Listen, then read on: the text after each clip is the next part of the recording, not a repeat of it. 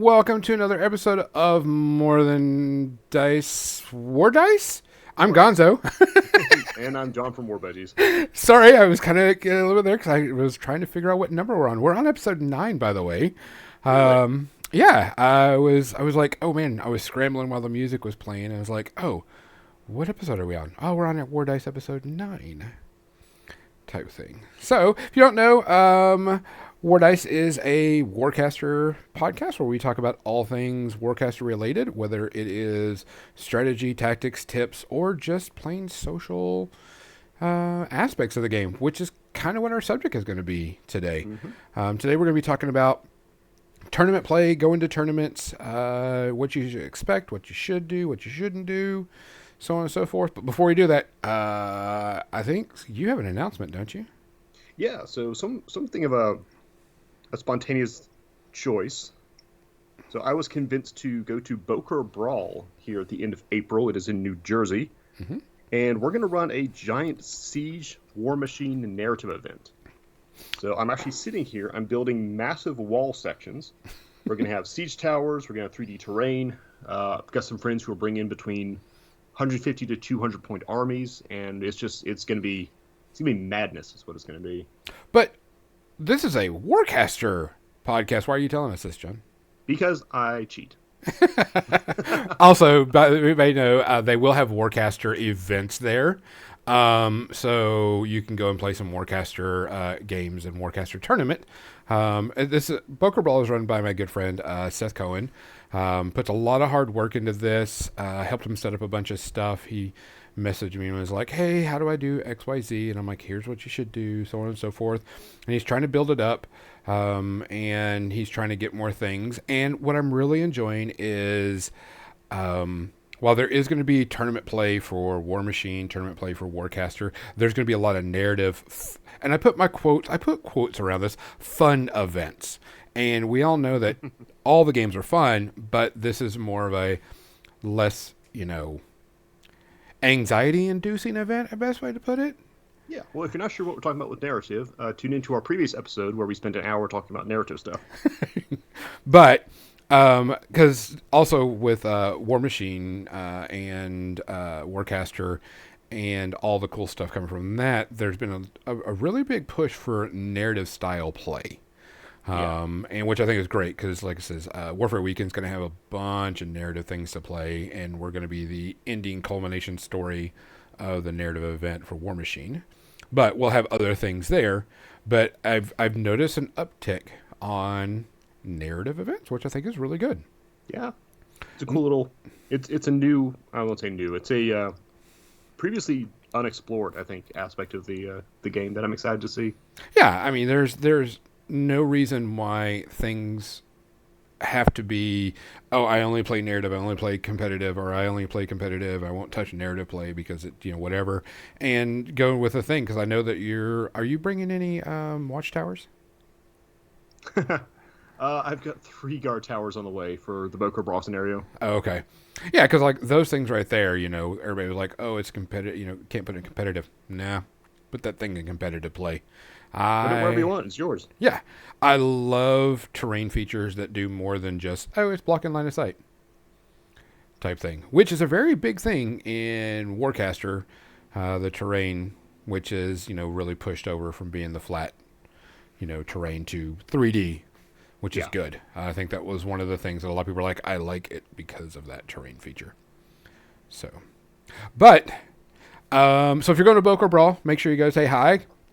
Go hang out with Seth. Tell him Gonzo said give me, $1 million, and I'm sure he'll just, port that right over.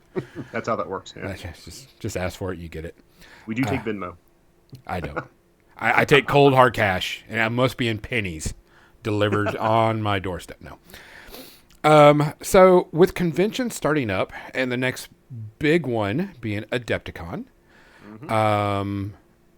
I love to go to gaming conventions. That's one of my favorite pastimes.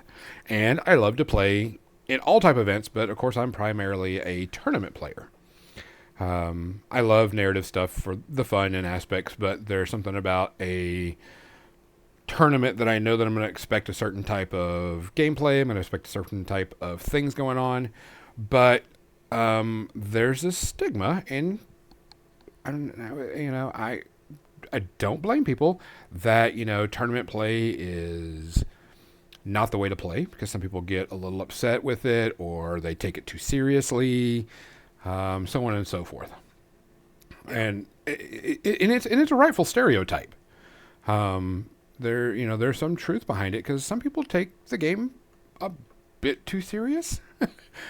And that's by no means limited to just a Warcaster thing. This is, I think, basically any game, board game, tabletop game, whatever. When it gets competitive, like there's a different atmosphere to it. Especially when there's we brought this up, when there's competitive and there's money on the line. Oh God. So many times I'll see, an event that has money on the line, and at the end of it, there's always this big hoopla of so-and-so cheated, or their list was bad, or, all those things. I mean, you go to a major tournament, and some major tournaments give you $10,000 for winning, and yeah, people are going to play kind of crazy. Yeah. But we're here to talk about how to be a good player, how to prepare for a tournament, how to do things, how to be a good ambassador in a tournament setting. And really, this should be in any settings you play, but we're just going to direct it towards tournament play. I know that you don't do a lot of tournament play. Fun fact, I've actually never played in a single wargaming tournament. Yeah. Which is funny, because I've run at least like 3. Correct. I think we've all started out like that, and then we're like, okay, I'm going to play, because you go to some other place and you get to play. Yeah. So the one thing about tournament play that I always do, and people give me a lot of crap for it, is list building. And if you've listened to any of these episodes, my lists. It's always like, damn it, Gonzo. Damn it, Gonzo. Why did you... I mean, there's so many times that, like, I think you or other people is like, holy crap. And I'm still not over that AC list with 2 cadres. Yeah, it's over there. It's built. I haven't painted it yet. I was going to take it to Adepticon, but I don't have enough time.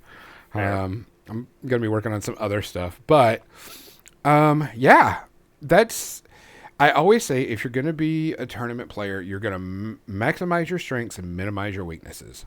Mm-hmm. And that's how you always, you're building to win. I don't care if it's cheese. I don't care if it's overpowered. I don't care if it's anything. You're building a list to crush your opponent as quickly and effectively as possible with minimum randomness from your side of the table. Right. It's an efficiency game. Yeah. I mean, you can't control dice, but you try to control the dice as much as possible with rerolls, higher stats, whatever. And I'm always looking for that. So I'll build a list, and I'm like, oh, well, this model... the same as Model A is the same as Model B, but Model A gives me 0.5% more percent chance of rolling a special ability that's going to wipe something off the board. Yes, it's going to take precedence. Does the model look cool? Don't care. Don't care. It's going to give me thing. Luckily, most of the models do look cool, so that just rounds it out. But yeah, that requires an impressive amount of knowledge of the game. Correct. You've got to know your ins and outs of everything. The terrain, the scenarios, the dice rolls, what your opponent's army does, asking questions at the table, looking at things that you've got right there. And then sometimes just going, AC doesn't care about terrain on most ports. They just walk through it or shoot through it. Yeah. And that's kind of how, as a player... looking at a tournament, I'm like, okay, I can ignore this scenario terrain, because it's not going to matter, because either A, all my stuff flies, or B, all my stuff walks through walls. And, well, like I said, it is a kind of a jerk move, but that is how you have to... I mean, that's pretty much how you think. Mm-hmm. And you build your list like that. Then you go and you take it to your friends. And then if your friend says, that's broken, you've got a good list. Or, holy crap, I didn't see that type of combo that you had. It's a good sign. And so you then practice with that list, and you practice as much as you can so it becomes second nature. So you're not guessing, you're not, taking up time, because tournaments have to be played on a timed either round or turn or whatever, because the convention has to keep running. And that's a really important thing because, like, for me playing War Machine, I'm a really slow War Machine player. That surprises nobody at all. And the one time I thought about getting into a tournament thing, that was my first thought. Was like, I don't have enough time to rehearse my strategies. Like, because Yeah. I'm gonna clock myself probably in the second turn. Yeah, and that's something that a lot of people have to look into when you play a tournament. Because when you go, someone says, "Oh, a tournament's coming up on Friday or whatever." What are the parameters? Okay, well, you got Hmm. your list build of how many points you can take. If they've given you the scenarios already, if not, what packet are they using? Um, are they doing timed turns, timed rounds? All that, which is usually in the document or is said before you even sign up for it, or usually when it's announced. So you've got a preference, like, oh, this is going to be a skirmish level and not XYZ. Hmm. And then you build the list and you go for it. Then you practice, and you practice, and you practice, and sometimes you don't get to practice, so you just read your cards so you know what your practice is. Yeah, you should be sick of your list. All your friends should be sick of your list. Yeah, and you should know almost second nature what's going to happen, what you're going to do on the first turn. Like, oh, if I draw this card first turn, I know I'm going to be putting out this, next turn, or so on and so forth. And you're like, Yeah. oh, I know I'm going to be cycling this stuff in and out. And with Warcaster, you've got two random variables, not only the dice, but the cards. Hmm. And that's the reason why you always see, models on the board that say, hey, I can't remember the name of the model right now off the top of my head, but lets you store 3 cards on them. Master Tolkien. Yeah. Or, That's, excuse me, Lukent, or whatever his name is. yeah. And that right there, that's a good thing. Like, I'm storing 3 cards on him, got, the 5 in my hand or whatever, and you're good to go. So in your competitive lists, because I hear two schools of thought, is one takes a minimum cipher deck size so you can cycle through fast. The other one takes a maximum cipher deck size so you've got the most options. Which camp are you in? It depends if I'm playing with a model that allows me to increase my hand size, or a model that lets me store cards in it. True, because we got like Raxus. Yes. Who's your size to what, 6? Yeah. Yeah. And so I like to cycle through my deck as quickly as possible, because I will play as many cards as I possibly can. So I Gotcha. can reshuffle and get everything going as much as possible. Because if I can bring back a super powerful card, every other round, roughly, give or take, I'm gonna do it. Yeah. And also playing shenanigans. Oh, this model activate, but I'm gonna play a card that everything doesn't have an activation token. So I can hit you twice with this model that really screwed you up. Yeah. I'm playing scenarios, and like I says, there is. I hate to say this. You're building a list to win. You're not building a fluffy list. You're not building a list to look cool or whatever. You're building a list to end your opponent as quickly as possible and get the game done. Right. And you look at it. Can this list work in round 2, or does it need to build up to round 3? Whatever. And you're like, okay, if I get this card, I'm pretty much gonna have, like, if I was playing ISA, and I get the one that lets you pop a gate out before you even pretty much play. I'm like, okay, now I've got a plethora of activations I can do while my opponent is still at 2 or 3. Right. Type thing. And that's what you're doing. You're trying to minimize your weaknesses and maximize your strengths, whether it be weapons, cards, models, OP solos, characters. You're trying to find every way to annihilate your opponent as quickly and as fast as possible. Which I'd like to point out, I mean, it not only involves a lot of detailed knowledge about your faction, your scenario, and what your rules are, you really have to understand basically all your opponent factions as well. Correct. You got to look over and go, oh, well, this model will nullify my model, Yeah. or, if this person brings this model, I know how to deal with that model because I've got XYZ model that can shoot it from 800 miles away. Right.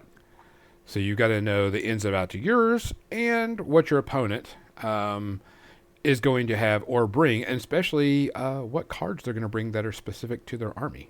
Hmm. Because they could have something that just really wrecks face, and you're just like, crap. That's one thing that I'm always really, honestly, really impressed with some of the top tournament players of any game is the amount of knowledge and the application of that on the fly that it requires to handle all of these, just kind of take on all comers. Like you have to understand yourself and your enemy in essentially every match. Yes. And luckily, like I says, Warcaster is getting to build up. People are playing it more. People are getting into it, and tournaments are starting to kick around. So there hasn't been this huge, meta builds or huge meta list yet that you see with other games. You always take XYZ. If you're playing this faction, you only take these things and these things only. So there's a lot of good discussions and a lot of good things. People are like, I don't know if this works. Let's test it out, which I always think is the best part of any tournament. In any starting game is everybody's trying everything and trying to figure out what works, figure out what they like, figure out what they do. And then, you can start seeing the meta shift about how people are playing. And then you're learning about armies even more. Science. You're doing science. Science. But, and with Warcaster picking up more steam and everything, I'm like all jonesing for it. I won't be able to play Warcaster at Adepticon, which I'm kind of sad about. I promised I would work on something else with Privateer Press. I don't want to say with Privateer Press, but I want to. I'm going to make a big Orgoth introduction to people. Oh, cool. So just doing a bunch of Orgoth play and playing a different game system there too. But I'm definitely going to be checking in on the Warcaster stuff and checking with Travis. But I'm looking forward to see what people are going to be playing, what lists are going to be out there.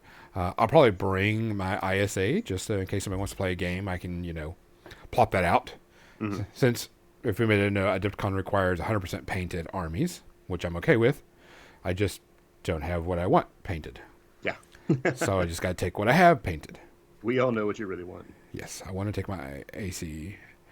But can't do that yet. Which I have a new paint scheme I'm going to be using with them. So using some good Turbo Dork color shift paints. So, ooh, spicy. Yeah, I'm going to do another color shifting. But, as a tournament player, you're always trying to find that 0.01% chance that's going to make you better or help you out. Yeah, that slight edge. That slight edge that's going to push you over. But there is one thing that I want to talk about that really is, even though I'm a tournament player, I hate to see at tournaments. And I think people should reset the narrative on this. If you're a tournament player, don't be a dick. And that's the easiest way to put it. Yeah. I know some tournament players that are dick the whole time. And I'm like, you don't have to be. Right. I'm gonna do a flashback to Adepticon like 6 or 7 years ago.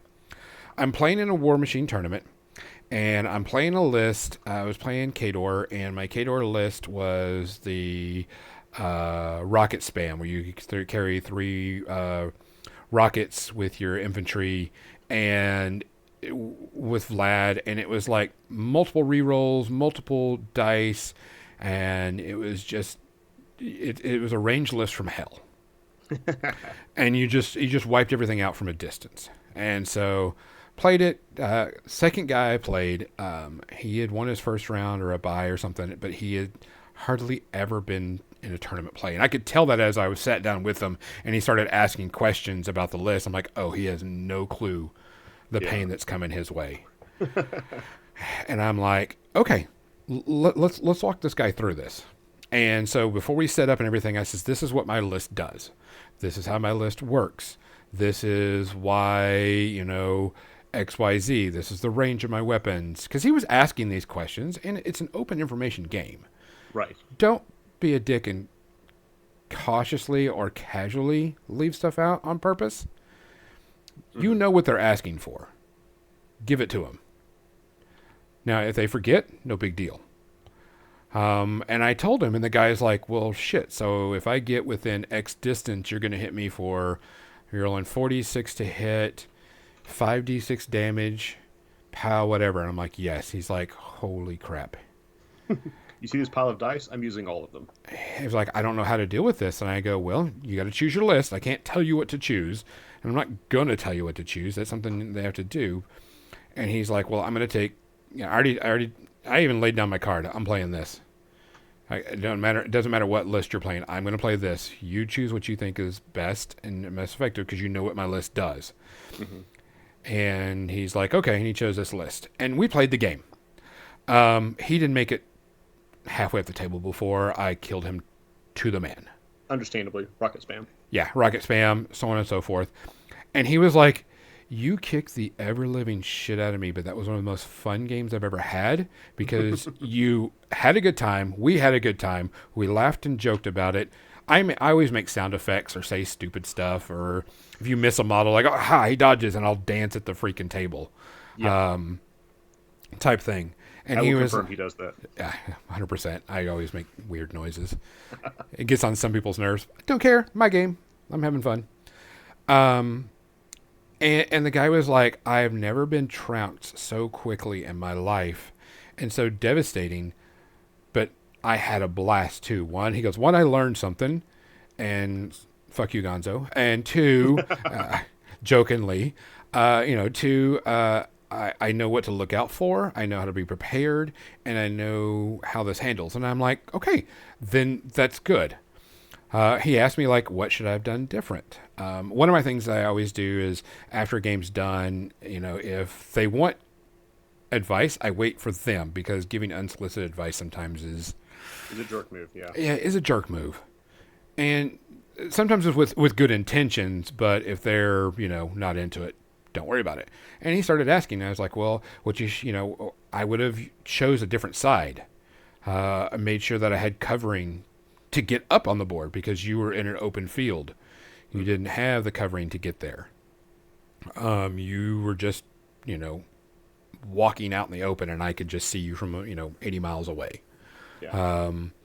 I would have, tried using an ambushing unit because an ambushing unit, can get to my back lines before I can deal with it type stuff. And that's what I'm talking about when I say don't be a dick. You don't have to be a jerk when you play competitively. Now, if you're playing somebody and they say, hey, can I take this back? You can say no. Yeah. And it's an environment where you're almost expected to say no. Correct. But if you say yes, you said yes. Do not expect that in return. That's being a dick, though. Yes. If I let you do something and take it back, and then you don't let me, I know what type of game we're playing now. Yeah. So, as a hypothetical, if, we're going to go back in time and do that same situation, but when it becomes clear that the guy doesn't really know what he's doing, and it becomes a thing of like, okay, how much information can I withhold from you to get those gotcha moments? That's what we're talking about. Yeah. Gotcha moments are so horrible. Oh, God, they are, yeah. When it comes to being on the receiving end of a gotcha, it's horrible. And I never want to win that way. I always want to win from a good game, or I want to win, a good tactical battle. I don't want to win by, oops, you forgot this one obscure rule way back from 1982 that lets me win the game. Yeah. It should be one of those, it's a fair contest of two people, and you're just battling your strategies and your dice against each other. Yeah. I'm going to shoot this model. He has stealth. Oh, well, then I'm not going to shoot him. I'm going to shoot him. I'm like, okay, fine. You didn't roll the dice. If you would have rolled the dice, it would have been a different story. Yeah. Type thing. But have fun. You can be extremely competitive without being a jerk. And I think that a lot of people push that way because they're either A, they want to win, or B, they want to see their opponent, get crushed under the weight. And I'm going to tell you right now, the worst thing you can do for any game is be a jerk. Yes. Because if that person doesn't come back, you have messed up your gaming meta, you have messed up your stuff, and you are losing a player, and that is the worst thing for any game system to do. It's not worth like winning a game to cost you a person. No. Yeah, not even in a tournament setting. No. I mean, you be cordial, you be nice. You know, you state exactly what you're doing too. It's like, I'm moving up 6 inches. You move up 6 inches. Oh wait, I'm going to move up another inch because I actually movement's 8. I'm going to move up again, because you want to do that. But you make sure all your intentions are clear and concise, and you let your opponent know exactly what you're doing. Yeah. And what's funny about that is because I ended up filming a lot of battle reports. That became just a habit I got into. Mm-hmm. And I found it translates really well into in-person games because I'm narrating what I'm doing. The other person doesn't have to ask, like, wait, what are you doing? Yeah. I mean, because like whenever I'm playing, I'm like, all right, I need to take down that model. I talk out loud so my opponent knows where I'm coming from Mm-hmm. and sees this. And I go, I need to kill that model so I can score 2 points, gain this objective that puts me up to 7. That's my objective for the turn. I'm going to do this, and go through the actions, and everything because my opponent sees and knows. Now, when it's his turn, I'm not going to say, well, if you do that, I'm going to do this because that's, that's tactical battle stuff. But whenever I'm doing something, I'm saying out loud exactly what I'm doing. I'm not going, I just lay this widget down and I move forward. Did you run? Did you walk?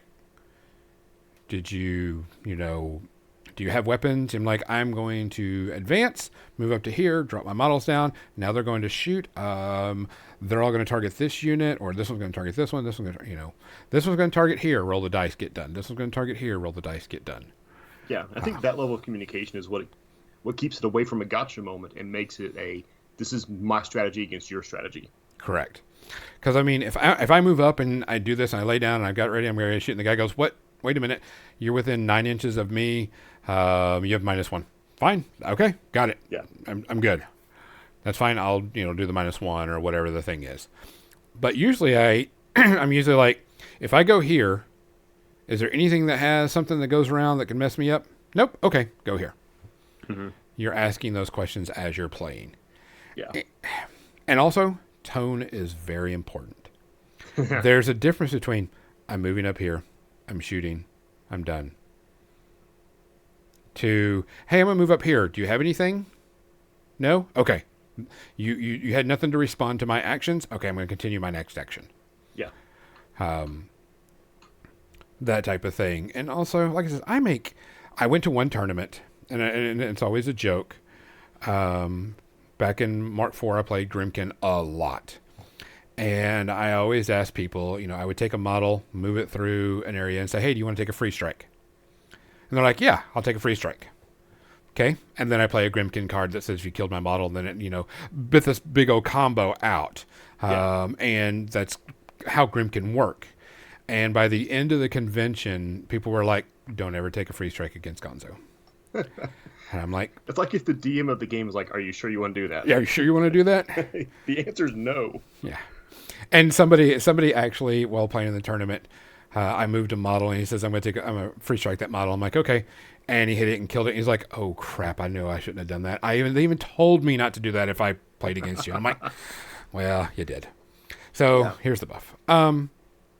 But you have fun when you're playing the game. You can still be competitive and have a good time with you and your opponent. And that's something that people need to learn and stress and get down, that if you're having fun with your opponent's going to come back. Mm-hmm. There is nothing more devastating to a meta, to a game group, to a local store where one person is a complete jerk every single time they play, and those people quit the game. I've seen it numerous times. And in the context of like a convention or a tournament, like it's important to remember, like the other people, they also paid money and took time and all that to come out there. And if if it's just like a jerk massacre with with arrogance and gloating or whatever, just being a dick, it's very likely they're not going to come back. Mm-mm. And that's one more person who's not supporting the convention or the tournament or anything. Like, you don't have to go easy on them. Just don't be a dick, like you said. Yeah, don't go, haha, you got into my trap, twirl your mustache, and, be a dick about it. You can be a competitive player and still be nice, cordial, offering up. Pre-COVID, if I knew I usually, if I knew my opponent was of age, I'm like, hey, you want a beer?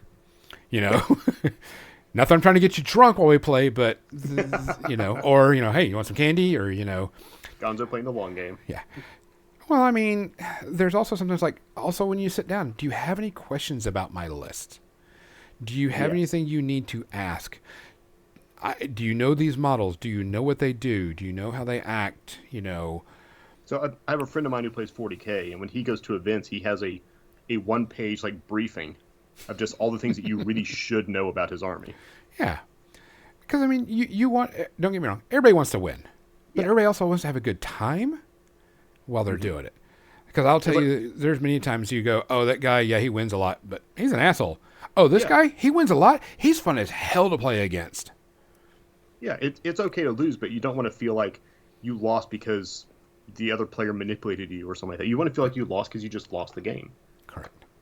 I'm going to give a quick shout out and everything because this person's a really good friend of mine, and he's a really good competitive player, and he's always nice. And of course, he's Canadian. There's my friend of mine, Corey Doyle.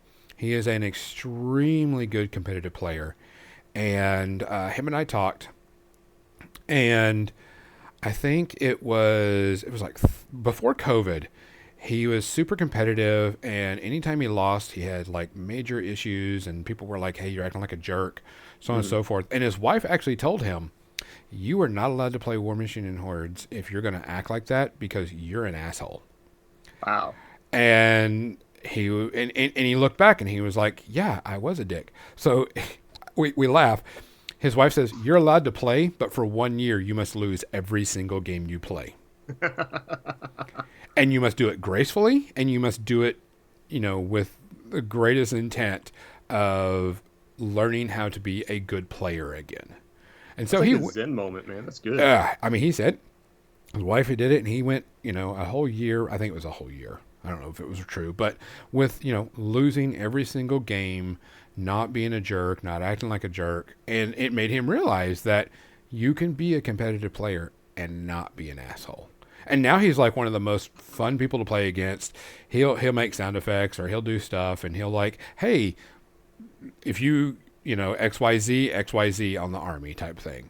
Yeah. And it's always good to say that because in any gaming community, I don't care if it's Warcaster, War Machine, 40K, BattleTech, anything, you will get a rep as that jerk player. And Hmm. some people will just walk up table, see they're playing you, and go, "I give you the win, bye," because they don't want to deal with it.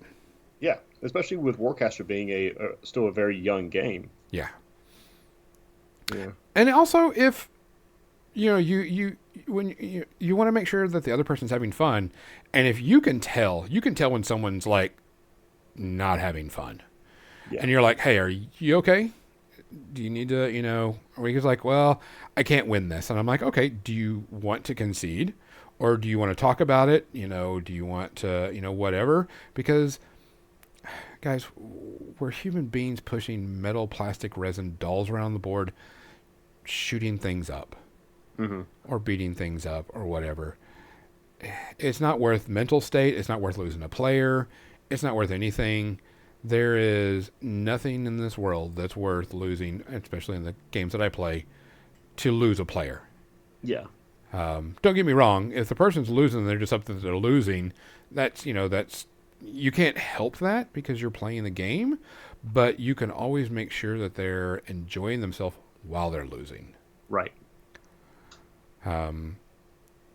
But that's just like it's very disheartening whenever I see very good tournament players just completely do the gotcha or act like a jerk while they're playing. Yeah. When the person really probably knows you and is like, "Holy crap, I get to play against this player. He's supposed to be really, really good." And then they're like, "Wow, he was just, or she was a jerk the whole time I played." Yeah. It's like it's still a game. You still want it to be a positive experience for everyone, and the fact that you are doing the maximum efficiency and trying to destroy their army doesn't mean you're trying to destroy them as a person at the same time. Correct. You can still kick the crap out of me, but do it with tact. Be nice about it, you know, Mhm. so on and so forth. And like I says, one of the big things I've always seen is like, "Oh, I meant to go 10 instead of 12. Can I move up 12?" "Oh yeah, sure, go ahead. And then someone's like, oh crap, I meant to move to the left a little bit more. Can I move left? Nope, you already moved there. You stopped. You picked your hand up. I'm like, okay, Yeah. that's the type of game we're going to play then. So there was a Warhammer 40K group I was in when I was stationed out at Ramstein, and we used to have this joke that all of our games were friendly games until they weren't. Yes. And there was this one moment in almost every game where you could feel the atmosphere change. It's like, oh, this is no longer a friendly game. Oh yeah, yeah. And people around you will feel this. I mean, you're at a tournament. People around you can tell that your game is not a fun game. Yeah. And it's being taken way too seriously. And it does. It radiates through that entire group. Mm-hmm. Whether it's, multiple judge calls, multiple arguments, multiple, remeasuring. Oh, can you measure that again? Can you measure that again? Can you measure that again? Are you sure you're within? Check that again for me. Okay, but I'm going to do it on your time, not my time. And these are all perfectly okay things to do, but if they start to come up a lot, it's like it's not a friendly game no more. No, and you can tell when people are using and abusing that rule to their advantage. And you just got to be you got to be cautious. But it also goes to like dice rolls. Mm-hmm. Tournament play usually on a clock of some sort, and you're rolling fast. Always let your opponent know what you rolled, or they could see what you rolled. I prefer the see and letting them know. Yeah, don't roll the dice and then decide afterwards what you just rolled for. Yeah, I mean, roll the dice. I got 6. Look down at it, make sure it's equivalent to what it is. Pick it up, go to the next step. Yeah. There's many a times I saw it in another game system where they would roll 20 dice and they would pick up their hits. No, you pick up your misses. Yeah. So we can see the hits. Yeah. Yes. And stuff. And just, you will win a game and win hearts and minds, as we call it, if you are very cordial and still kick the crap out of them. Yeah, because that shows that it's your knowledge and your strategy and all that's pulling off the win. Correct. There are many a times I've been like, dude, I played that so-and-so and that person was really fun. He kicked the ever-living shit out of me, but, I had a good time while I was doing it. Mm-hmm. And you'll also hear, I won't play that person ever again because I'll even concede and quit if I get paired up against them because they're just not fun to play against. Yeah. They'll whine, cry, throw dice, not be interactive, Argue everything. That's one of my big things. And it goes to we remeasure that. Are you sure? Yes. Yeah. And one thing I do want to talk about that if you are having a player that is an issue or someone that, is acting like a jerk or slow playing or anything, don't try to solve the problem. And also, don't bring it up after the fact. Mm-hmm. Don't bring it up after the tournament. Well, so-and-so, I thought no, you raise your hand and you call for a judge. The judge is the impartial third person. And I always reference Travis Marg. He always just so you know, his speech every time a tournament says, just so you know, while that person playing across from you at the table, you've been friends for 20 years at a tournament, they're not your friend. And he's not saying that they're going to be mean and hateful to you. They're going to interpret something, or they're going to say it's this way. You have someone that's an impartial third person come and, make a ruling or say something. Whether it's slow play or asking you to redo every one of your measurements, you go, judge, if he tells you to pause the clock or whatever, and you tell that judge what the issue is. Judge, he's making me remeasure all of my stuff, everything I remeasure every time I come in. Can you sit here and watch? Am I doing something wrong? Am I going too fast? Or is this person, going the clock? I will never be mad at somebody that calls for a judge. Because that means either A, they need clarification, or B, something's going on and we need someone, outside of it. And most of the time, I would say 90% of the time, it's clarification. Yeah. Does this rule work this way? Because this is what we think. Yes. Okay. Then we move on. But always check with your judge. Make sure that they're looking at, because some people have a reputation and some people are being looked at in tournaments. You know, some people are known for cheating, Yeah. and they may either be on watch or removed after this, depending on whatever it is. So, and, Yeah. and Did I you really ever? hate the. Sorry, go ahead. Yeah. Your opponent is no longer your buddy. All of a sudden, the judge is now your buddy. Yeah. It's good Even to the. help you out. And actually, big shout out to Travis just in general because that dude is an absolute champ when it comes to being a judge. Oh, yeah. There's a reason why he's in charge of the Iron Gauntlet at Warfare Weekend. Yeah. And I hate to say that a lot of this is like a negative talk and a negative experience, but it's really not. I've had so many tournaments that went off really well, played with my, opponent, and we've had a great time. But there's that stereotype of tournament players and Hmm. tournament games, and we need to stop that. And here's how you can help fight it. Yeah. Yes. We need to tell these people, hey, I'm doing this, this, this. We're going to play, going to have a good time. We're going to go through this, and we just need to have a good, we need to play. But you need to equip yourself for that in case something comes up. And if you're really not having a good time, don't be a jerk back. Yeah. That's true. Don't be a jerk back. If you're like, hey, I'm really not having fun with this game, or you're going to win, how do I end my pain as quickly as possible? Because you don't want to cheapen their win either. Yeah. Because you can see it. Usually, you see it a turn or two beforehand, and you're like, crap. Also, another thing, if you know you're going to win, don't farm the person. Don't farm the Yeah. person for points or destructions or whatever. Win the game and move on.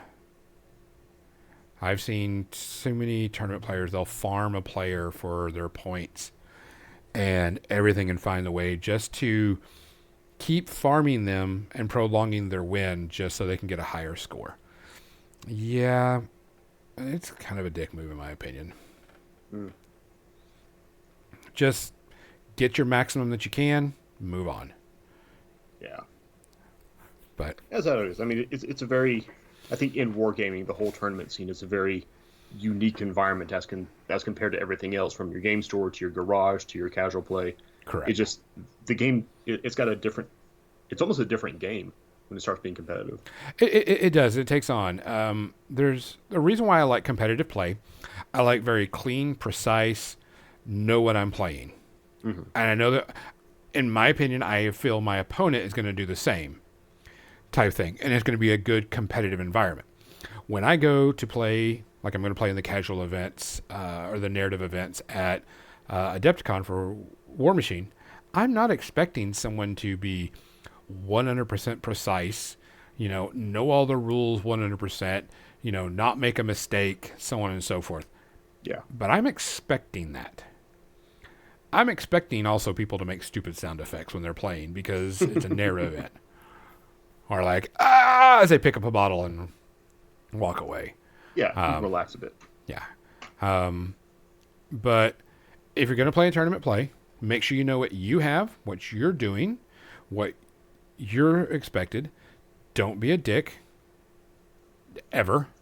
Hmm. It is better to lose a game and keep a player than to win a game and remove 2 or 3 players in the process. Yeah. I know that, with all the tournament events and champions and all this stuff coming up and people trying to get qualifying points or, be that person, there are a lot of good tournament players that are not jerks, but are still fun to play against, but will kick the ever living crap out of you. Yeah. So try to be one of those people. Yeah. Try to be one of those. And try to be the good ambassador for the game, no matter what. That's the key, is be a good ambassador. And once it's over, check in, make sure everything's cool. And then they're like, well, man, I don't know what I could have done to stop that. And then that opens up the conversation of, Yeah. well, hey, why didn't you take, this model? I don't know what that model does. I says, okay, well, this is the reason why you should have taken it. And this model does this and screws this unit over. Or, when you went for this instead of did that type thing, that could have helped. Or they could have been like, I really didn't understand how that mechanic of your army worked. I'm like, okay, got it. Now you Now know. you know. Knowing's Yeah. half the battle. G.I. Joe. No, Better not get copyrighted on that one. Um, Thanks, Gonzo. but also, I mean, practice. Ask tournament players. I will tell you, 99% of the tournament players, you go up and talk to them, and ask them questions about armies and ask them questions about stuff. They're more than willing to help you out. Yeah. They're more than willing to sit down, hang out, have a good conversation, go over your list. If you're like, hey, I really want to get better at X game. How can I improve my list, or how can I, what do you think I need to, to do? If that's what you're looking for. If you're not, don't worry. But if you're looking to do that, they're more than welcome to sit with you and go, hey, I would have taken this over that because of this reason. Mm-hmm. Because I'm going to tell you right now, tournament players don't care about looks of models for the most part. If they look cool, great. I always joke anytime I played like an MMO or a video game. I'm like, I don't care if the two best games are, deflated balloons. I'm going to use the deflated balloons as weapons. And I have a friend like, no, I can't do that because it looks stupid. And I'm like, that's the difference. You're that guy running around in like a bathrobe, a suit of armor, and a bunny helmet. Yeah. Your stats are good. Yeah. I don't care what it looks like. Don't care anything about it. I will use the best equipment and the best models I can. I can respect that. Yeah. Yeah. Now, if I can change the appearance of models, yeah, it's a different story. But you're always looking for it. You're always looking for those combos, always looking for everything going in there. But and this goes for every game in any place, whether it's narrative or it's competitive, be a good ambassador. Yeah. Hang out before you even set down your models. If it's someone you've never played against, talk to them. Say, hey, my name's so-and-so. Give them a little bit of information. Get to know who you're playing. Oh, hey, this is my first time in a tournament. Oh, cool. I've been to Adepticon, 10 years, and I have a good time. What's your favorite part of it? Do you play any other games? So on and so forth. Get to know who you're playing against, because that's more than just walking up, shake hand. All right, I'm going to choose this army. I'm going to choose this army. Roll dice and done. Mm-hmm. It's still inherently a social game. Oh, 100%. The social part of the game, there's a reason why I always walk up and, I'm like, hey, I'm so-and-so, shake hands or whatever is appropriate, and build that little conversation up. Because I'm going to tell you right now, you build that conversation up, you're going to have a better game, especially if you do something accidentally cheating, which is mean you read a stat wrong or did something and they're like, oh, no big deal. Let's just reverse it and do it. And I'm like, okay.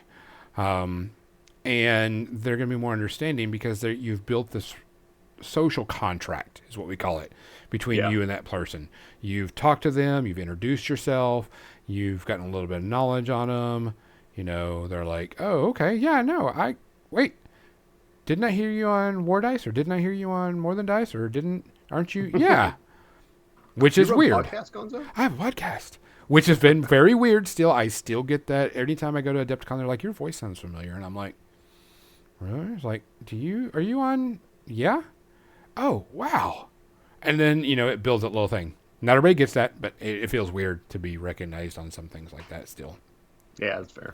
But I mean, you'll get that because then you'll come up and you talk with this person, because how many times have you been playing with somebody and their friend comes up to watch their game? Yeah. And you're like, oh, hey, is this your friend? Yeah. Oh, okay, cool. Then you introduce yourself to that person also. And then they're like, then when you get done, the opponent you're playing in, if you trounce him and goes, he kicked the shit out of me, but it was fun. He goes, no, I saw it. You got your butt stomped. It was witnessed. But be a good ambassador. Get to know the person you're playing. Know what your stuff is, and just have a good time. Yeah. It's not much more that you can do. You can't control people's emotions, but you can always buffer them with being a good ambassador. Yeah, you are half the experience. Yep. So, guys, if you have questions or concerns or want to talk about this anymore, you're always welcome to talk to anybody about this. Or, if you like tips or tricks on how to be a better player, period, whether it's the social aspect or it's the tournament aspect, we're always willing and welcome to do this. Also, if you have like a conversation that you want to have, or you want to join and hang out with us one time and talk about something, we're more than welcome to it. Mm-hmm.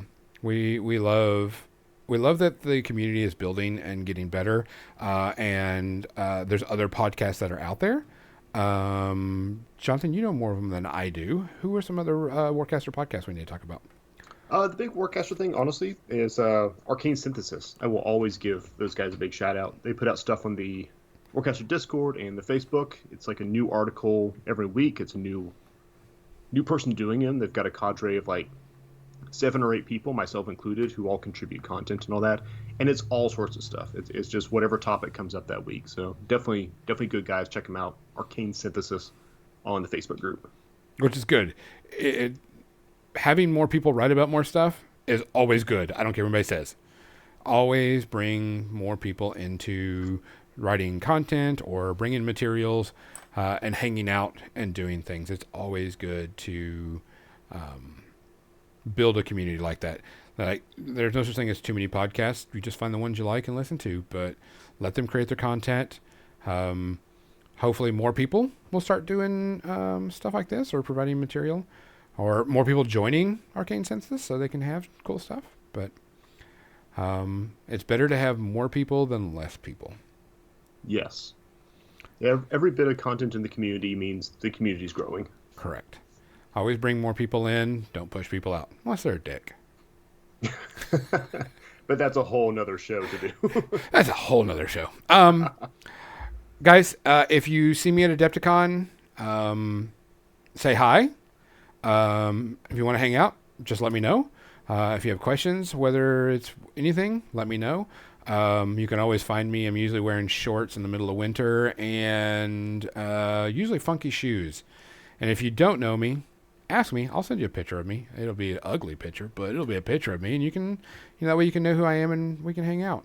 I'll have to put out a bounty on selfies with Gonzo. Ooh, that would be really good.